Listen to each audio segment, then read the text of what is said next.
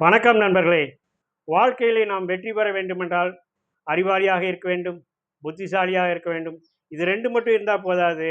சில நேரங்களில் நம்ம எதிர்கொள்ளக்கூடிய பிரச்சனைகளை சமாளிக்கக்கூடிய சமயோஜித புத்தி என்பதும் இருக்க வேண்டும். அது எப்படின்னு பார்த்தோன்னா, ஒரு உதாரணம் சொல்றேன்.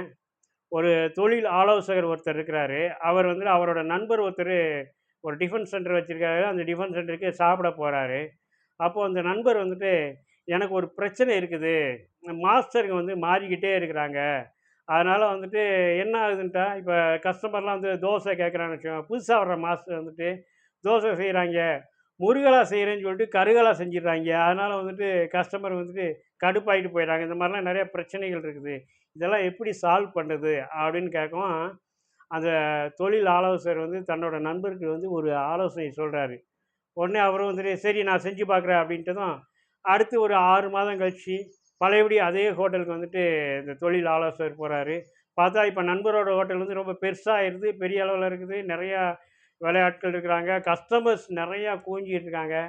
எப்படி இந்த மாற்றம்? அப்படின்னு அந்த நண்பர்ட்ட கேட்கவும், "நீ சொன்னேல்ல அன்னைக்கு ஒரு யோசனை, அத நான் ஃபாலோ பண்ணேன். அதனால இது ஆச்சு."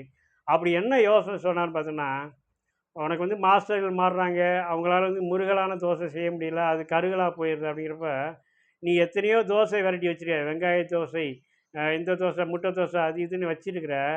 அதோட சேர்ந்து ஒரு பிளாக் தோசை அப்படின்னு ஒண்ணு வச்சிரு. பிளாக் டீ, பிளாக் காஃபி மாரி பிளாக் தோசைன்னு ஒரு வெரைட்டி வையி.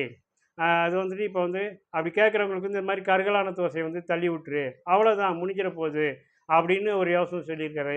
அதே மாரி பார்த்தோன்னா, பிளாக் தோசை நெறைய பேர் அந்த எப்படின்னு பார்த்தீங்கன்னா, எப்படி இந்த கருகின தோசைன்னா ஒரு மொறுமொறுப்பா இருக்கும் இல்லையா? அது நெறைய பேருக்கு பிடிக்கும். அதனால பிளாக் தோசைன்னுலாம் கேட்டு வாங்க ஆரம்பிச்சுட்டாங்க. அதனால அவரோட வியாபாரம் நல்லா போயிருக்குங்க.